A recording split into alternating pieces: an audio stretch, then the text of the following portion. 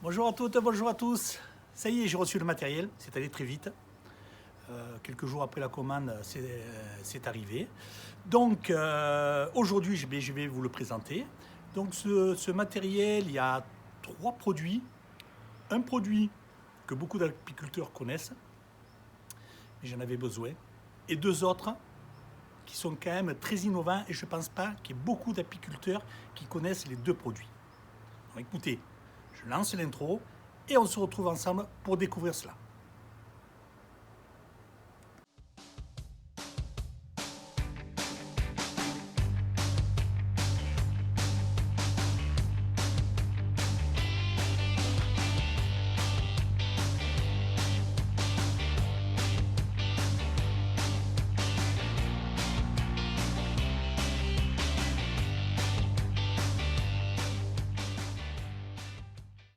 Donc avant de commencer, un grand remerciement à Alain Bordelier qui m'a donné les infos et qui m'a donné le site internet où trouver ces produits.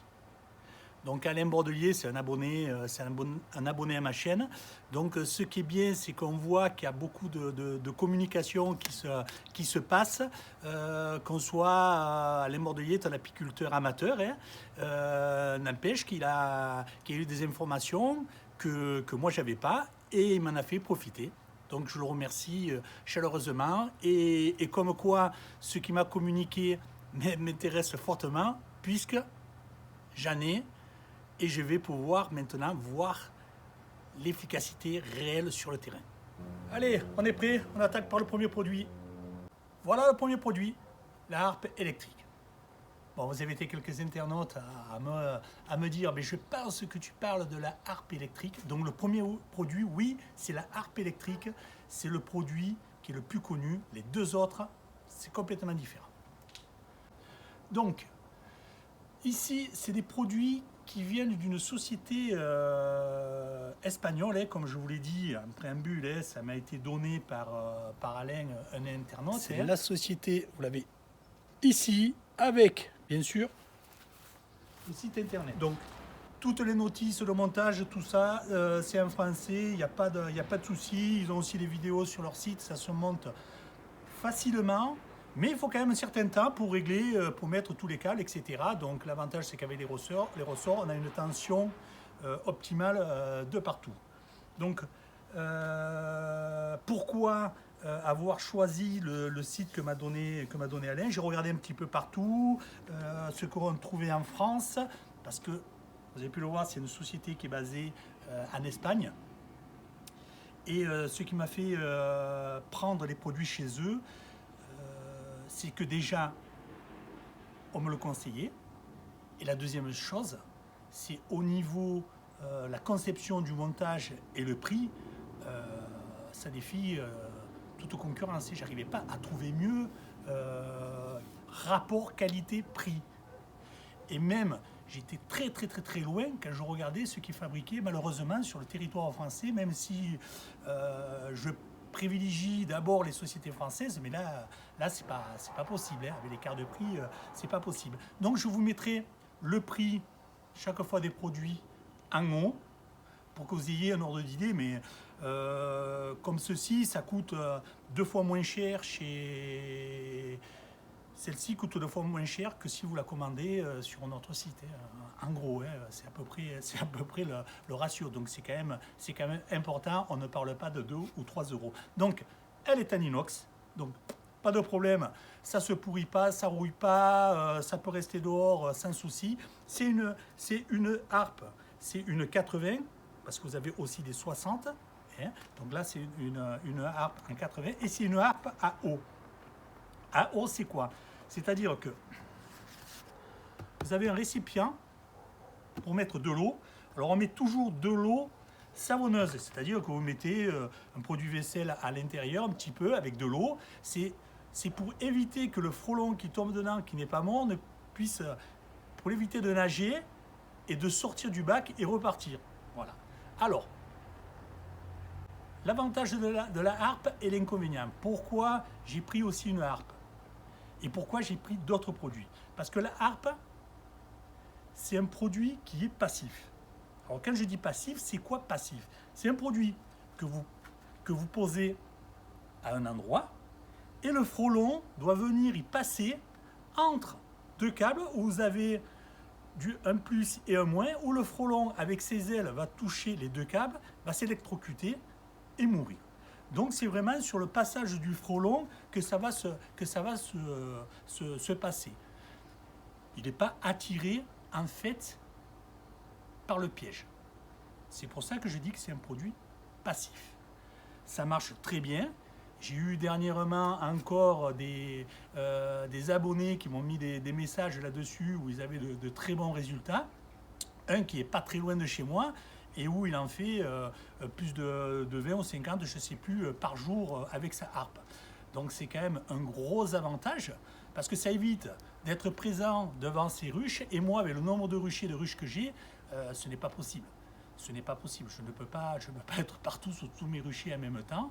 Et suivant la pression du frôlon asiatique que vous avez, que ce soit les pièges, que ce soit le cheval de Troie, que ce soit les bocaux, les bouteilles, c'est vin blanc, bière et sirop, que ce soit les muselières, que ce soit d'aller chercher les nids, etc., vous n'en sortez pas. Alors, on arrive à lutter, hein. On arrive à lutter. Les années précédentes où j'avais beaucoup moins de frelons asiatiques, j'arrivais à lutter, à supprimer des nids avec un piégeant, etc. Mais cette année, avec une forte pression, c'est impossible. Donc, tout ça pour vous dire qu'il ne faut pas penser que l'on a le produit miracle et qu'on a la solution miracle. Parce que, quoi que ce soit, tous les pièges marchent, mais de façon cyclique, suivant la période du nid, suivant s'il est en train de grossir, suivant s'il y a des larves, suivant s'il y a des nymphes qu'il faut nourrir, etc., etc. Donc, en fonction de ça, ce n'est pas du tout la même alimentation. Moi, je le vois, hein, à des kilomètres d'écart, les nids sont différents, des périodes différentes, il y a un écart de 15 jours ou 3 semaines, et bien ceux qui marchent sur un ne marchent pas sur l'autre. Donc c'est quand même assez problématique. C'est pour ça que pour l'année prochaine, je passe sur quelque chose que je ne veux plus m'occuper, je vais mettre en place et que ça fonctionne. Plus m'occuper, c'est un grand mot, on est obligé de toujours s'en occuper. Mais avoir quelque chose que je sais qui sera là, mais qu'à moi, je n'y suis pas. Voilà. Donc, le premier, c'est la harpe. Donc, comme je dis, c'est un piège passif que l'on met et c'est le frelon qui s'y prend dedans et c'est le frelon qui se fait tuer. Alors, en règle générale, on voit beaucoup de harpes qui sont positionnées devant la ruche comme ça. Alors, on peut le mettre devant la ruche comme ça, mais on peut aussi le mettre dans l'autre sens parce que les frelons asiatiques, quand vous avez plusieurs ruches à la suite, souvent viennent devant une ruche et puis fait des navettes devant les autres. Que si vous le mettez comme ça, en direction comme ça devant une ruche, vous allez protéger une ruche. Vous n'allez pas protéger une rangée de ruches. Donc, en le mettant dans cette position et que l'entrée de la ruche soit devant moi, c'est vrai qu'il va venir comme ça, il va pouvoir venir à la ruche, mais chaque fois qu'il va se déplacer latéralement, il va couvrir, vous allez couvrir plusieurs ruches, les ruches de droite et les ruches de gauche. Donc ça aussi, il faut y penser. Donc, ici, une harpe comme ceci, il y a aussi sur le site, vous irez voir, il y a des harpes sèches, ça veut dire qu'il n'y a pas d'eau, c'est moins cher aussi. Et bien ça, vous irez contrôler et voir si ça vous intéresse sur le site. Ensuite, pour la faire fonctionner, il faut de l'électricité. Puisque ça marche à la base à l'électricité, on a des câbles pour que le courant vienne électrocuter le frelon asiatique. Donc, vous avez plusieurs possibilités. La première, c'est vous brancher directement sur le secteur. Alors moi, je ne vais pas commander parce que mes ruchers ne sont pas adaptés pour avoir de l'électricité, mais si vous avez des ruches pas très loin de votre maison, de votre garage ou d'une source électrique, vous pouvez passer directement avec ça. En fait, si vous avez un boîtier électronique et vous branchez, c'est comme un cordon d'une prise USB d'un téléphone portable. Et après, vous vous connectez ici et ça vous fait l'électricité. Si vous n'avez pas d'électricité réseau près de vos ruchers, c'est mon cas. Ici, c'est un boîtier, ceci, électronique, avec la connectique qui se met sur la harpe, et ici, sur batterie. Donc c'est un boîtier pour batterie. Et ici, un bouton marche-arrêt.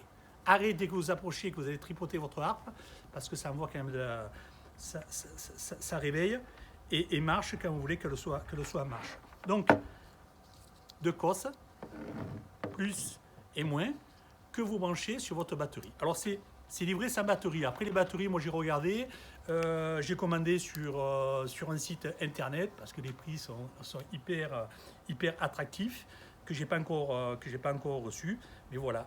Donc, le courant pour les batteries, de mémoire, c'est 6 ou 12 volts. Avec un boîtier comme ça, vous pouvez faire marcher plusieurs harpes. C'est 4-5 harpes. C'est-à-dire que vous n'allez pas mettre un boîtier chaque fois que vous allez mettre une harpe.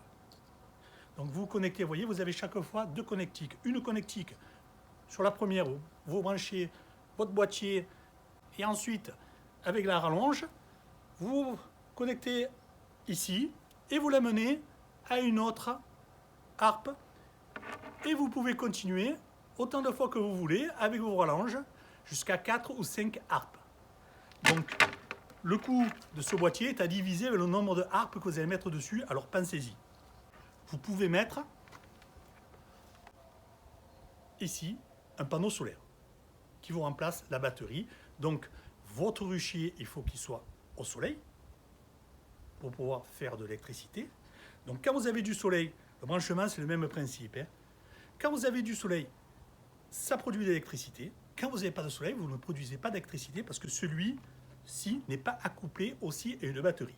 D'accord? Ça fonctionne uniquement au solaire.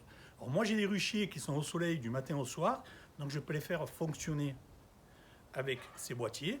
Mais il faut savoir que lorsqu'il n'y a pas de soleil, ça ne fonctionne pas. Lorsque c'est nuageux ou lorsqu'il y a un passage de nuages qui dure pendant un quart d'heure, le frelon, là, il est tranquille. Donc, mais on peut mettre aussi des boîtiers que j'ai aussi où on peut brancher une batterie en plus des panneaux. Donc, entre les deux, l'avantage et l'inconvénient, batterie, ça marche tout le temps. Alors vous avez un boîtier aussi comme ça sur batterie, où il détecte quand c'est la nuit et il coupe l'électricité de la batterie pour faire des économies à la batterie. Ou sinon, vous avez un boîtier qui est un petit peu moins cher, mais qui marche en permanence jour et nuit, donc il vous déchargera plus vite la batterie. Donc l'inconvénient ici, c'est que vous avez une batterie, il faut penser à la charger pour pouvoir avoir votre alimentation, votre électricité. Ici, avec le panneau solaire, l'avantage, c'est que vous n'avez pas de batterie. L'inconvénient, pas de soleil, pas d'électricité. Après, il faut faire un choix. Ou sinon, l'autre boîtier, je vais vous le montrer de suite. Donc ici, c'est vraiment une grosse centrale électrique. Vous voyez, entre ce panneau qui peut faire marcher plusieurs, et celui-là, vous voyez la grandeur. Celui-ci, vous pouvez mettre à une quinzaine, facile 15 ou 20, je crois, de panneaux photovoltaïques et d'autres appareils qu'on va voir après que ça peut faire fonctionner. Alors, la différence, c'est bien sûr sa capacité de faire de l'électricité parce qu'il y a plus de panneaux solaires. Ça, c'est le premier avantage. Le deuxième avantage, je les dégage. Donc celui-ci, bien sûr, se branche sur une harpe. Et celui-ci se branche, ici vous en avez deux, le plus et le moins, qui se branchent sur une batterie. Donc, il fonctionne au solaire, avec une batterie, et en plus, il recharge la batterie. D'accord? Il fait les deux, donc là, vous êtes autonome sur tout. L'inconvénient, c'est son coût, il est quand même beaucoup plus cher, donc il faut vraiment avoir des gros ruchers avec pas mal de matériel, parce que là aussi, vous faites une économie, plus vous en avez sur un rucher, avec un panneau, vous faites tout. Donc celui-ci de mémoire, il est dans les 145 euros. 145 euros. Si vous avez 10 harpes, ça vous revient à 10 euros le boîtier par harpe, parce que vous en aurez besoin de qu'un. Donc là, ça vaut quand même le coup et vous vous occupez de plus rien. Donc voilà. Ça après, c'est chacun qui va le voir en fonction de ses besoins. Voilà le deuxième produit qui est pour moi le produit qui est très bien adapté. Maintenant, je vais voir son efficacité. Mais pour mes besoins, c'est le produit qui répond à mes besoins. Donc, je mise beaucoup de résultats sur ce type de produit. Donc, ce n'est pas une harpe, c'est complètement différent, même si la base, c'est électrique avec des câbles. Donc, bien sûr, ça rappelle la harpe. Mais sur le fonctionnement, l'utilisation, c'est complètement différent. Alors, nos amis espagnols, ils appellent ça centre de désinsectisation. Donc, bon, peut-être que la traduction n'est pas optimale. Derrière, bien sûr, vous avez le mode d'emploi. Alors, la différence que l'on a avec la harpe.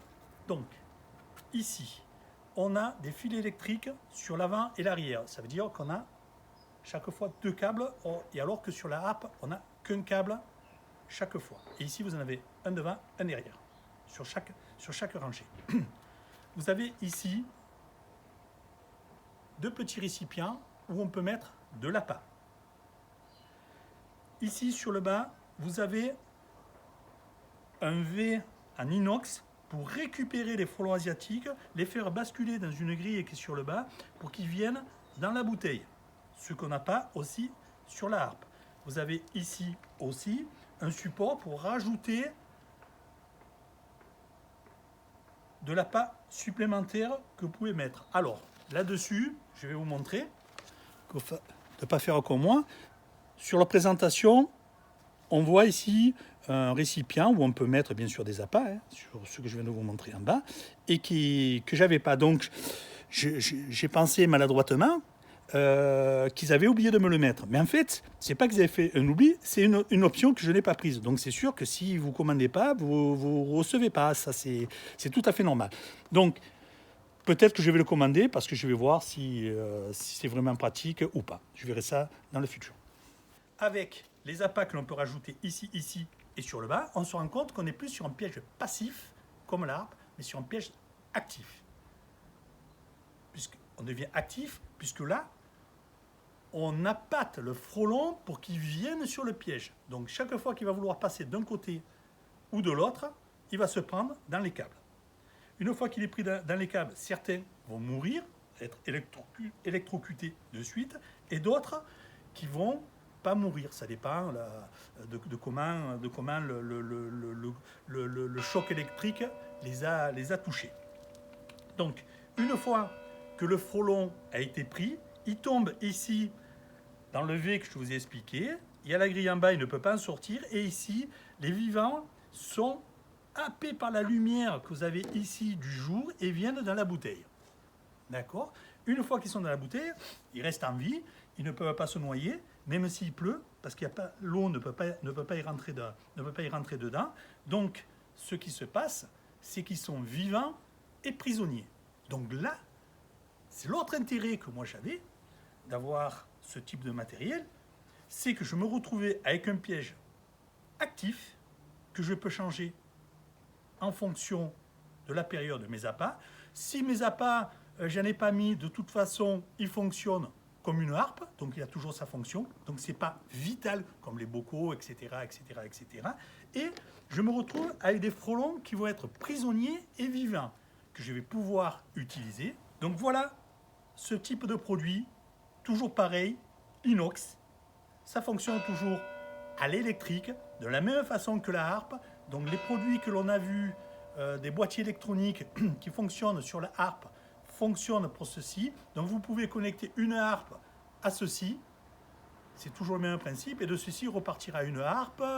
C'est toujours les mêmes tensions électriques. Donc ça, il n'y a pas de changement là-dessus. Donc le matériel, le boîtier électronique peut vous servir sur beaucoup plus de matériel. Sur le site du fabricant, vous avez des vidéos, vous avez des explications. Je vous conseille d'y aller. C'est quand même intéressant de voir comme ils l'utilisent. C'est quand même eux qui l'ont conçu, c'est pas moi. Moi, je veux dire, je vais être juste un utilisateur lambda d'un produit que l'on achète dans un magasin. Donc, pourquoi je vous le présente ? Parce que je suis persuadé que ça va avoir un gros intérêt. Cette année, beaucoup ont souffert du frelon asiatique. Je n'ai pas été le seul. Et dans ce que je lis, malheureusement, dans ceux que je regarde, pas que je lis, mais que je vois dans les vidéos, j'ai pas été le seul. Donc ce qui serait bien aussi, c'est de faire suivre à vos connaissances cette vidéo pour qu'ils prennent la mesure du matériel qui existe. Alors, par exemple, ce produit, 77 euros. 77 euros. Donc vous comprenez que je ne me suis pas lancé à les fabriquer. C'est une usine à gaz. Déjà pour arriver à faire les tensions, parce que là vous avez des ressorts qui font la tension des câbles, pour récupérer les bouteilles et tout ça, de l'inox. Pour moi c'était beaucoup plus simple de partir sur quelque chose qui est construit et qui fonctionne, qui est déjà établi. Premier point.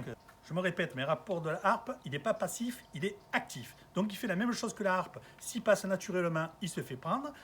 Deuxième point que la harpe ne fait pas, on peut y rajouter bien sûr de la nourriture pour l'attirer. Donc l'appât l'attire. Vous pouvez la mettre aussi au milieu. Il tombe sur le bas et il vient dans les bouteilles. Troisième chose, moi qui m'intéressait, c'est qu'une fois qu'il est vivant dans les bouteilles, j'ai plus qu'à le récupérer. Et je peux l'utiliser comme cheval de Troie. Je ne suis pas obligé de le faire comme je fais avec mon filet à mon épuisette. J'ai dit un filet à papillon, non, c'est pas un filet à papillon, c'est mon épuisette. Hop, je mets ça, je pulvérise et je le lâche et j'attends et je le refais, etc. Là, l'avantage, c'est que si je ne viens pas de 2 jours, 3 jours, quand je viens, j'en ai, je récupère, je pulvérise, je les lâche et ils vont faire leur vie. Et moi, après, je referme et je repars. Et le coup d'après, quand je reviens, je renouvelle mon opération. Et l'avantage, c'est que plus il y en a, plus j'en ai qui partent dans les nids. Donc, pour moi, ça c'est le gros avantage. Le deuxième avantage, c'est qu'on peut l'utiliser sur pratiquement toute la vie du frelon asiatique. Alors, on va commencer en début d'année, quand il y a les fondatrices qui sortent. Nous, dans la région sud-est, elles sortent de bonne heure, très tôt. Donc, avec l'appât, on va pouvoir déjà attirer les fondatrices pour essayer déjà de piéger les fondatrices. Ensuite, je vais pouvoir piéger quand il y a les ouvrières qui vont venir sur le rucher. Pareil, en y mettant des appâts ou en m'en servant tout simplement comme une harpe si je mets pas d'appât. Donc, je l'utilise plus longtemps dans la saison. Je vais encore l'utiliser quand il va y avoir les fondatrices. Donc voilà pour le deuxième produit. Maintenant, on va voir le dernier. Alors là, vous êtes surpris parce que ça n'a rien à voir. Rien à voir. Ça marche aussi grâce à l'électricité, mais alors la conception est complètement différente et l'utilisation est complètement différente. Allez, on passe au troisième. Voilà le dernier produit. Le modèle, ils appellent ça le modèle Diana. Voilà. Ah, alors là, ça c'est quand même, déjà visuellement, etc., c'est quand même un petit peu, pour moi, c'est innovateur. C'est innovateur. Alors, c'est quoi exactement? Donc voilà, on se retrouve avec une pôle. Ici, un point noir et 2 diodes. Et ceci, vous l'avez des 2 côtés. Alors, le fonctionnement, bien sûr, ça marche à l'électricité. Vous avez 2 câbles que vous connectez sur une harpe à côté. Donc, vous prenez l'électricité directement sur les câbles. Rouge plus, noir moins. Hop, vous connectez, vous prenez l'électricité. Donc, ici, on dit que le frelon asiatique est curieux et n'a pas une bonne vue. Et le point noir que vous avez au milieu l'attire et il vient sur ce point noir. Vous avez 2 petites diodes et chaque fois qu'il y a un frelon qui vient, il se fait électrocuter et il tombe. Le principe est simple. Maintenant, je vais voir si ça fonctionne bien. Donc, sur chaque coupole, vous avez un devant et un derrière. Donc, possibilité de 2 en même temps. Donc, c'est vendu par 2 coupoles, comme ceci. Vous en avez 2. Vous voyez que j'en ai une qui est mise. C'est moi qui l'ai mise, parce qu'ils expliquent ici que l'on peut faire comme ceci, de le mettre dans une poubelle en plastique. Faites un petit choix d'étanchéité en bas. Vous remplissez de l'eau, bien sûr, savonneuse. Et au moins, dès qu'ils sont touchés, qu'ils tombent, même ceux qui ne sont pas touchés mortellement, au moins, ils se noient. Donc, j'en ai mis une comme ça. Et la seconde, on vous dit, vous pouvez le laisser comme ceci et le fixer, par exemple, hop, à côté de votre ruche, sur votre ruche, comme vous voulez, ou dans la terre, où vous voulez. Donc, je vais essayer les deux cas de figure. Je ne connais pas, je ne peux pas vous dire si c'est excellent, si c'est... Je ne sais pas. Je ne sais pas. Les deux, c'est 39 €. Donc je me suis dit de commander, je rajoute 39 € dans une commande, c'est pas ça qui va m'empêcher de vivre. Donc au moins j'aimerais l'utilité, parce que l'avantage, si ça fonctionne bien, c'est qu'avec 39 €, vous pouvez mettre une multitude. Parce que ça, un boîtier électronique, vous en fait marcher une cinquantaine, peut-être plus de 50, peut-être une centaine, je sais pas. Donc ça peut être aussi un complément du reste. D'être peut-être plus près de la ruche, et quand il n'y a pas d'abeilles, que ça les attire, etc. Je sais pas. Je verrai bien l'utilité. Donc voilà. Voilà les 3 produits que j'avais à vous présenter. Maintenant, ces choses faites, je vous demande, ça serait sympa de le diffuser à d'autres apiculteurs que vous connaissez, parce qu'il y en a peut-être qui veulent acheter ce produit, qui ne savent pas que d'autres produits existent, et ou certains, parce qu'on voit qu'on est vite à 300 balles sur ce type de produit, et là vous allez voir que dans les 100 et quelques euros, vous avez le produit qui m'intéresse le plus. Donc c'est quand même, on n'est plus du tout dans la même fourchette de prix. Je pense que ça peut démocratiser l'utilisation, même si ça reste cher, et c'est sûr que c'est plus cher qu'une raquette Babington. Mais pour les gens qui travaillent, le Babington, c'est pas possible de le faire tous les jours. Et si ça vous flingue chaque fois un essaim, 2 essaims, 3 essaims, à la sortie, ça coûte plus cher que de rajouter ce matériel. Et en plus, vous êtes tranquille d'esprit. Et moi, c'est ce que je cherche. En premier lieu, c'est que mes abeilles, quand elles rentrent au rucher, elles soient tranquilles, et d'avoir une tranquillité d'esprit. Après, ça ne va pas les protéger, qu'elles vont les butiner. Mais après, ça c'est la vie. Chaque jour, il y a des abeilles qui meurent. C'est comme ça. Ça, on pourra rien y faire. Donc, écoutez, j'espère que cette présentation vous aura intéressé. Peut-être ça va ouvrir votre curiosité, comme quand moi, j'avais reçu le message d'Alain. Ça a ouvert ma curiosité, parce que je n'étais pas du tout dans cette optique. Son message, plus la pression, m'ont fait revoir ma position, et elle a mûri, elle a évolué. Est-ce qu'elle a évolué dans le bon sens ? Je ne sais pas, mais elle a évolué. Donc, le but de cette vidéo, c'est de donner une solution moins onéreuse à des apiculteurs qui veuillent franchir le pas, et à d'autres de pouvoir suivre l'évolution de ce produit dans le temps, parce que c'est ce qui va se passer. Moi, je vais l'utiliser et je vais vous faire des retours dans certaines vidéos. Alors après, ça ne va pas être des vidéos dédiées à ça. Si quelqu'un attend qu'il ait une vidéo dédiée à ça, ça ne sera sûrement pas le cas. Il faudra suivre les vidéos au fur et à mesure, parce qu'à des moments, qu'elles seraient au rucher, en passant devant, tac, tac, je pourrais vous dire ce que j'ai vu, ce que j'ai pas vu. C'est la vie normale que l'on a au rucher, comme vous faites quand vous allez voir vos ruches. Mais j'espère surtout que c'est efficace et que ça apporte une réelle utilité. Mais ça y est, on arrive à la fin de l'épisode. Je vous donne rendez-vous semaine prochaine. À bientôt les amis.